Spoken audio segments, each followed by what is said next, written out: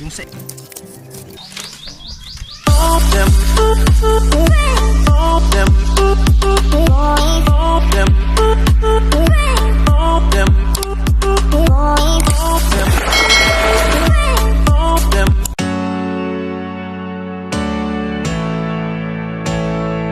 Good morning ulit po sa ating lahat mga kayomot. So ngayong araw po ipakita ko lang po sa inyo itong bunga ng mangga. Ayan. Marami na po silang bunga. Kaso nga kung hindi yan inulan, sigurado mas marami po yan mga kayomot. May mga malaki na rin. Ayan na rin. Ayan po. May sira na yata itong isa. Ayan. Tapos yung mga mangga doon sa ano, mayroon din yan sa taas. Ayan kung nakikita nyo mga kayomot. Ayan. Sa ano. May mga ano. At doon pa, mayroon pa doon mga kayomot. At talagang kung yung una-una niyang bulaklak hindi inulan, sigurado sobrang dami niyang bunga mga kayomot. So napapaisip ako kung sa Kalakatok kasi lagi dong umuulan tapos malamig yung ano, panahon. Baka konti lang din yung mapoproduce na bunga nito kung once na magtanim tayo doon. Mababa pa lang siya, namumunga na. Ano lang dito sa ano. Ito yung pinaka poste ng bahay. Yan. Abot na abot ko yung poste. So ito na yung anong puno. Parehas na yung ano. Yung kanyang taas, tapos may ano lang extension na mga sanga-sanga at doon siya namumunga sa mga sanga-sanga. Yan, doon mayroon din at medyo namumulaklak ulit doon mga kayomot, may nahuhuli. Yan. At so ayan nga mga kayomot, yung reklamo ni Kayomot Jollibee na umaagsik dito yung tubig ulan. Ayan, naayos na natin, nalagyan na. So kaso kulang pa yung dito sa kabila, hindi pa natatapos kasi yung ano, kulang yung pawid natin. Kaya ngayong araw mangunguha muna tayo ng ano, ng dahon na tuyo ng nyug para maano na natin to, matatapos na. So baka pag natapos to, tuloy-tuloy pa rin yung pagpapawid para may stock din. Yun, may hinog na atis mga kayomot to. Dito lang sa bakuran. Ano? Hinog. Masing katuya tiya ang bunga dito. Yung palata dito sa taas. Punin natin sa taas. Kasi yan petali ang pangutoy. Ito sala. Hindi maabot. Pero pa hinugay ka to, oo. Hindi maabot. Dapat di pang kuhel, no? Saro to, Kalaybay ay kalao. May hinugay. May hinugay. May hinugay. Pangkuhel. Sungkitin natin. May ano dito. Yung awayan. Pag hilaw pa siya, pwede pa naman pahinugin. Yun, no? Mataas na.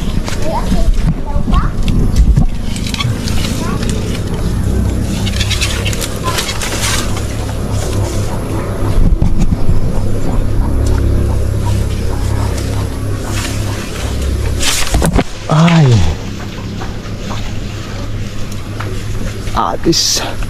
Ito yung gusto din ni ano, ni Ma'am Jeannie ipatanim. May tanim na doong isa. Masarap magdala din to, ganito ng ano, busoy. Nakalaka. Walang nakikita ko doong atis eh.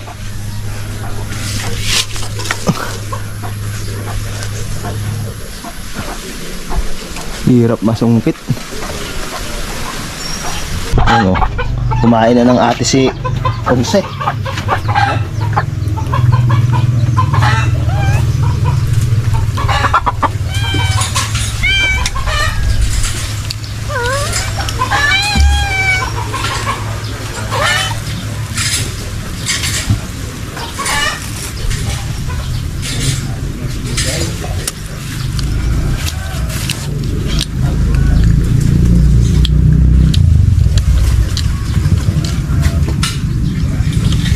natural po dati ah.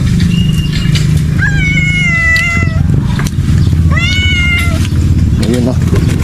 Nakatatlo. May hinog na. Tatlo, apat. Apat na atas. Dito lang sa bakuran yun. Kinain na yung isa. Ito yung kakain. Si Unse. Lagay muna natin dito. Kagdusoy tipo na. So yun no, ang dami pa rin siyang bunga mga kayomot. Yung iba nagkakanda bulok lang, hindi nakukuha na mama kasi hindi nila tinitingnan palagi. Yan. Tapos ngayon ay patuloy pa rin sa pamumulaklak ng ates. Yan o. Meron pa ditong bunga. At dito sa kabila ganun din, may bunga na rin dito. At namamulaklak pa rin mga kayumot yan. Magkatabi lang sila. Yung lang talaga dito, maraming yung tinatawag sa amin ay bitas or parlanggam na pula. Ang dami. Yan talaga pag sa atis, maraming nakatirang ganon sa guabano. Kahit saan naman, basta mga may yabong yung kanilang dahon or nagustuhan bahayan ng mga ganong klaseng langgam mga kayumot ay talagang mabahayan yun. Yan, so punta muna tayo sa ating pangunguha ng dahon na tuyo ng nyug. Yun o, nagtatanim ng balinghoy ng kulita. Yan o. Yan, angkol ulit ba?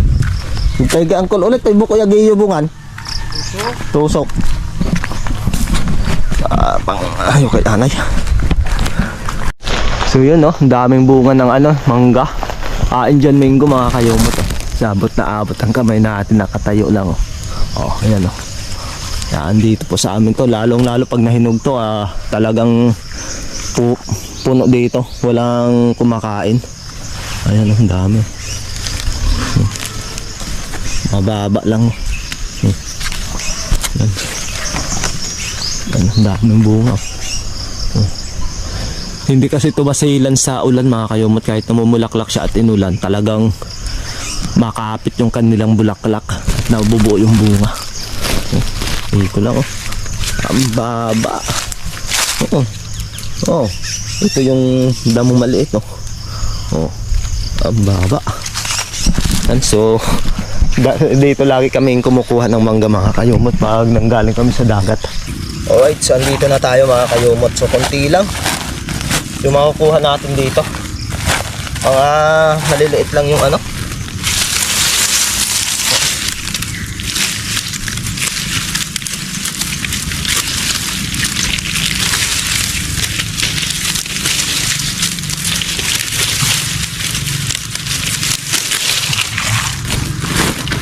Hindi pa kasi natatapos yung ating ginagawa doon.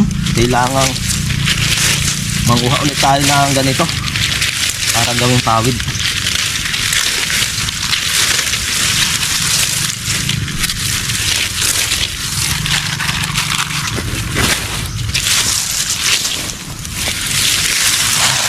Ito maganda to oh. Pag ganito sana medyo makapal siya tapos medyo mahaba. Medyo malapad siya at mahaba mga kayumot. Maganda. Yung sa ilihan talaga maganda. Yung kumuha kami ng kuldan dati. Yung sinama niya ako. Yung kumuha kami ng tigunan. Panghuli na maliliit na isda. Isang uri po yun ng kawayan pero hindi lumalaki masyado. Talagang parang stick lang siya na ganito bilog. Parang tulad ng lang. Mas malaki pa nga yung yung ginagawang arnis.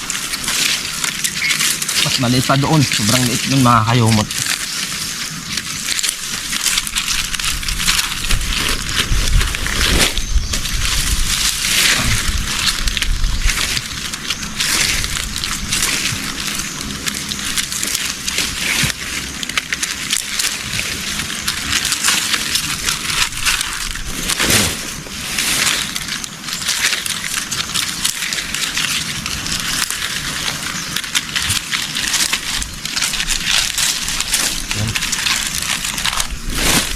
Oh, yeah. Thank you. Hanap ulit tayo ng ating makukuhaan. Dito kasi hindi malalapad at mga maiksi lang yung iba. Karamihan. Kunti lang yung malalapad na mahaba. Okay lang sana kahit medyo maiksi basta malapad kasi mabilis tayo makatapos. Kaso wala eh. Dito. Ito. Ating pagtiyagaan na lang yun nandito.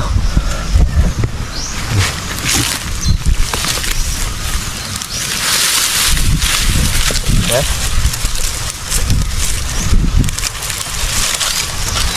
Mga sira-sira yung iba.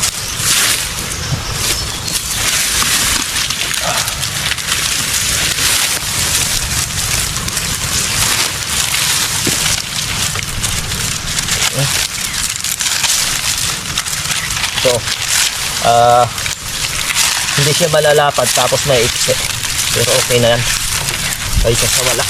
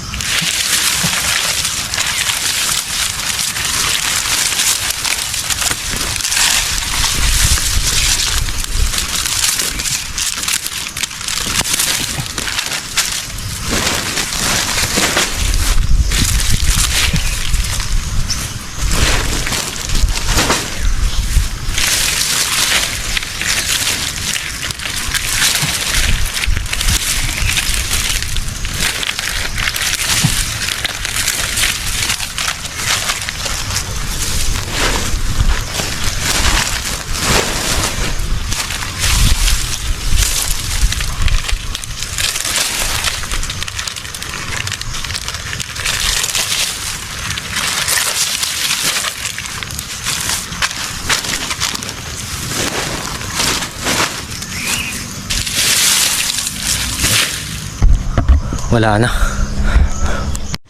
Alright, so yan mga kayumot, pauwi na tayo. Kunti lang yung ating nakuha. Kasi mga maliliit nga at hindi malalapad. Yung nakuha ko nga ay medyo maliliit din at hindi masyadong malapad. Kaya pagtiisan na lang natin. Wala na kasi. Doon kasi sa buyaran na kinukuhaan ko, halos wala na. Halos nakuhaan ko na. Wala pang mga nahulog na dahon ng nyug. Baka sa sunod na araw ulit doon ay mayroong magkakahulog na ulit na. Baka mapuntahan ulit natin doon. So yung pinuntahan natin ngayon mga kayumot ay Kapilihan. Marami sana doon sa may bandang Pangpang sa may Panggunuan, kaso baka pagalitan tayo doon. Dito kay na Ma'am Emily, halos wala na rin. Mga matanda na rin tong mga nyug dito. Dati kopra pa dito si Papa eh. Ngayon, mga matanda na, tataas na.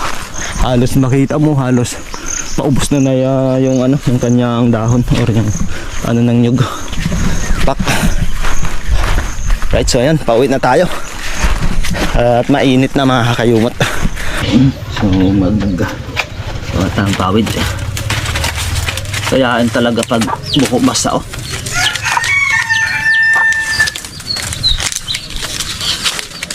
Pagkatulin sundag kauyan pa yan.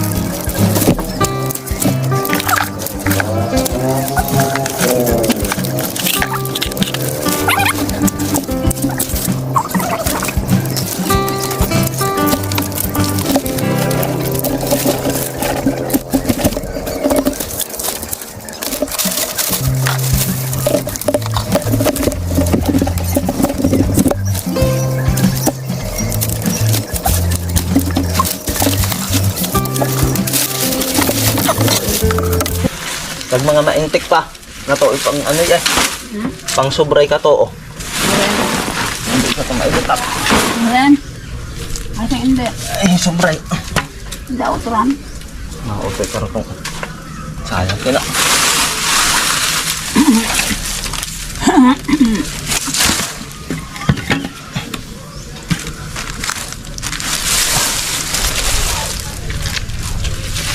Kaliong pek sa tulit. Nakasunog yan na yung ano na, yan na yung talbay No. Straw? Ya, ayara isko. Ito ka, input. Ay, kalipot. Ito na, sobrang.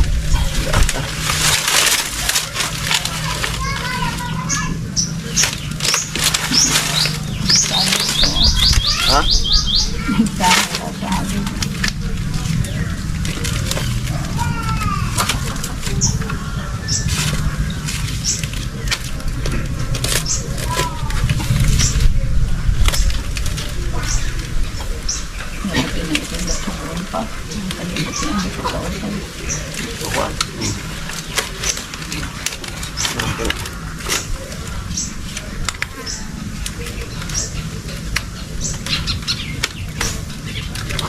Pinasuyor gani.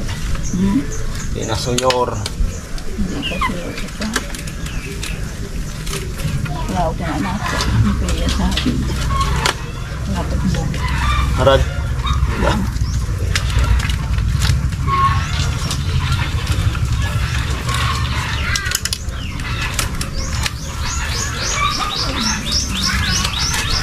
Hanggang sa kabila rin imurag hapot.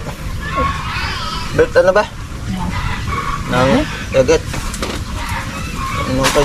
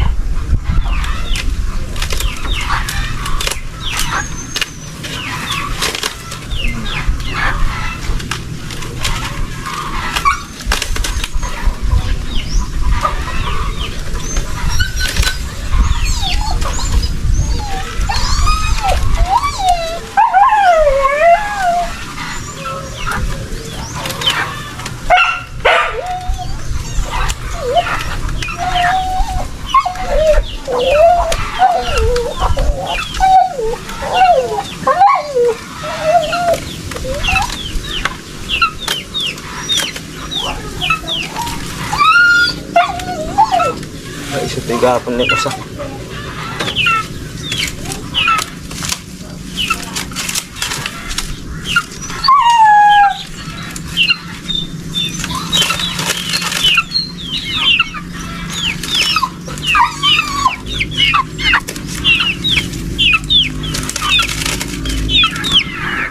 Ang yoga.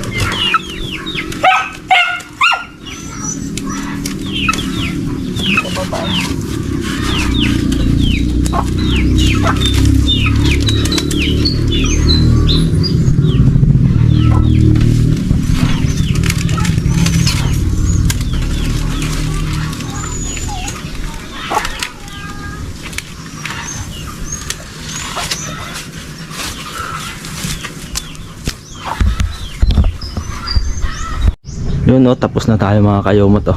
Yan. At naputulan na rin natin itong pinakadulo. Para hindi masyadong pangit tingnan. Wow. Yan oh. Tambayan ni Namugli. Ni Putol. Tapos nalagyan na rin natin itong request ni Kayomot Jorbe dito. Yan oh. Pati dun sa kabila. Yan oh. Ayan. Oh, ayos na. Ay, tiyan, magkait ang nyog. Magagata ng dinardar.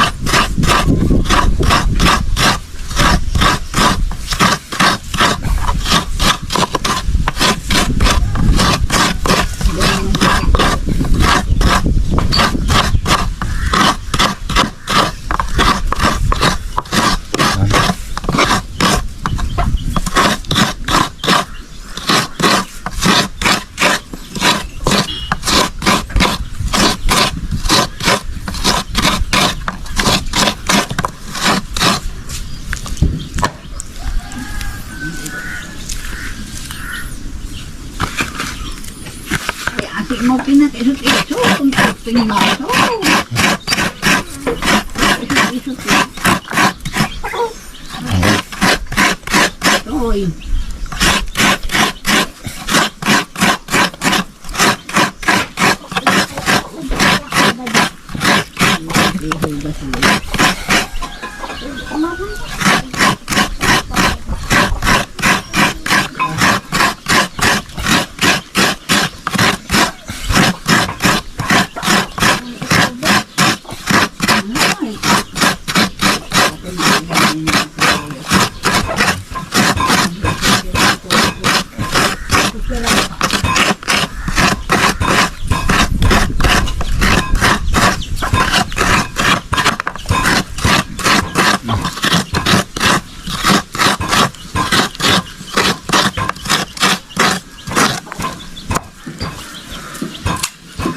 Liit ng nyug.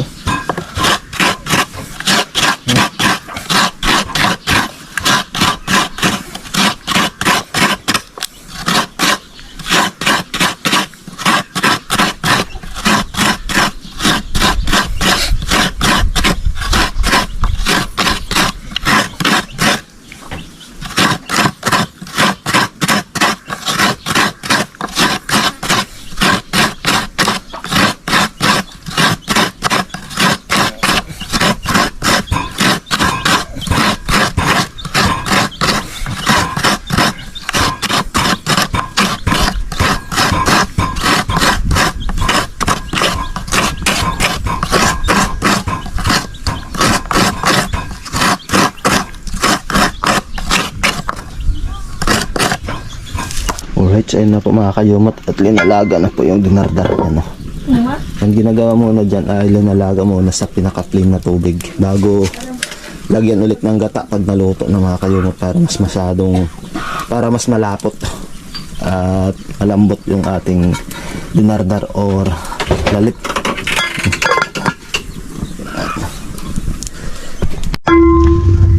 Alright, so ayun mga kayumot, naluto na yung linulutong dinardar. Ito ay made in cassava or balinghoy na pinatuyo mga kayumot at linuto sa gata. Yan. Alright, ano. Pinakahapunan po namin to ngayong araw. Yan. Sarap niyan mga kayumot pag linagyan ng asukal. Right.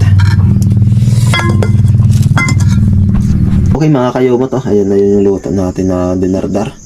Ano. Yan, ginataang dinardar or lalit.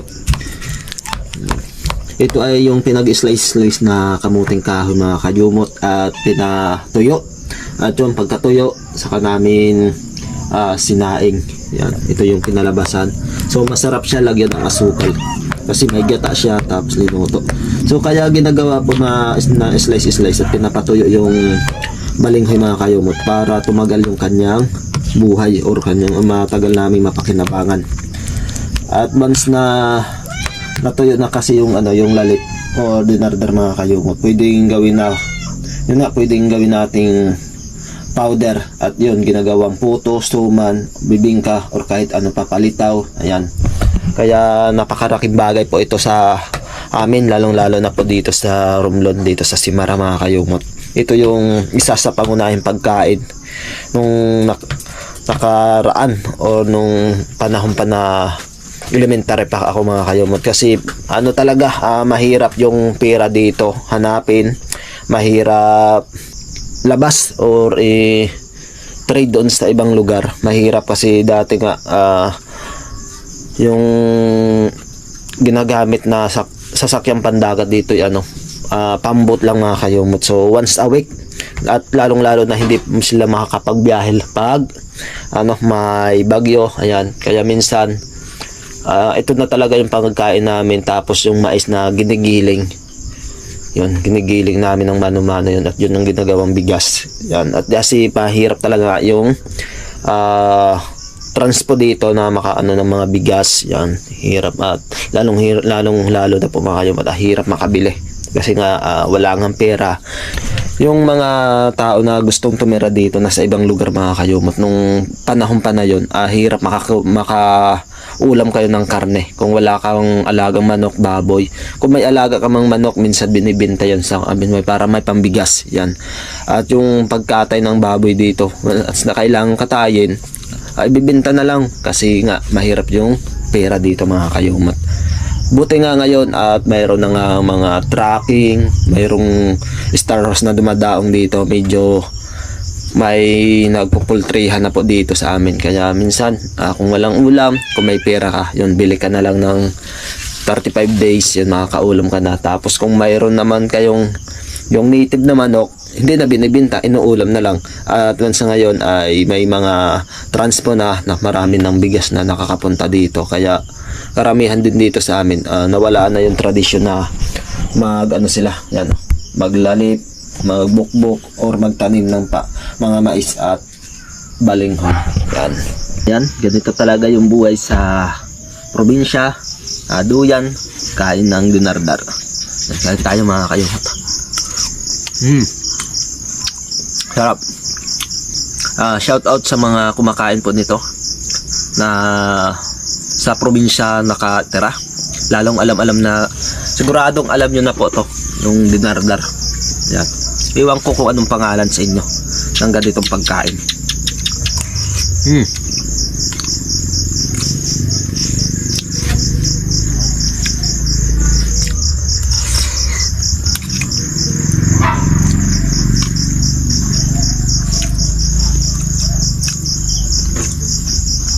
Yung mga aso natin mga kayumot, nauna na silang pinakain ko ng ganito. Paborito nila eh. Ubos, bilis maubos.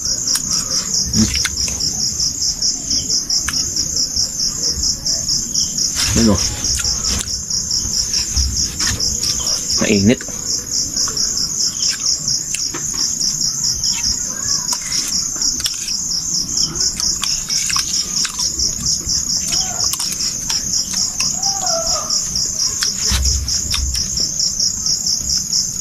Ito bagay sa sa mga matanda. Kasi kahit hindi lagyan ng asukal, asin lang, pwede na. Lalong lalo na sa mga mataas yung mga sugar. Yan. Itong kakainin, pwede sa kanila, wag lang lagyan ng asukal. Yan.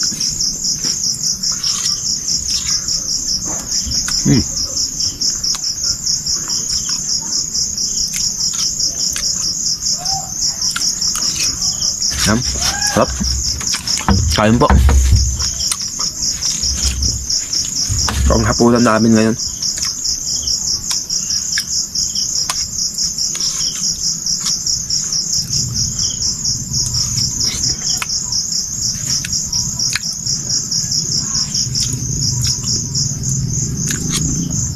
Si mama, ano na sila, maaga pa kumakain kasi nga may maintenance na.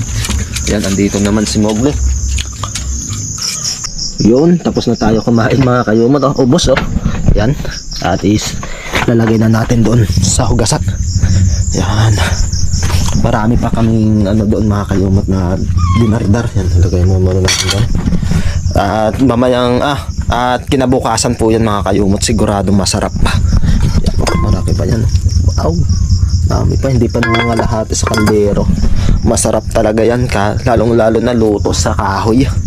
Yan. At so yun nga mga kayumot, at dahil gabi na, dito ko ulit tatapusin itong aking munting video na iaahain ko sa inyo ngayong araw mga kayumot. So bago ang lahat mga kayumot ay shout out po kay Renante Malahos, kay Wildcat, yan, shout out. Kay Algin Vlog, yan, shout out. Kay Bibs D, shout out. Kay Renante Malahos, shout out. Kay Anali Kato, yan, shout out. Sa Team Kapanalig 2.0, shout out.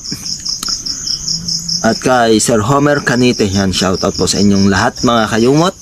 At maraming salamat po sa pagtingkailik mo dito sa aking munting YouTube channel. Mga subscriber po, silent viewer, at sa mga supporter po namin dyan.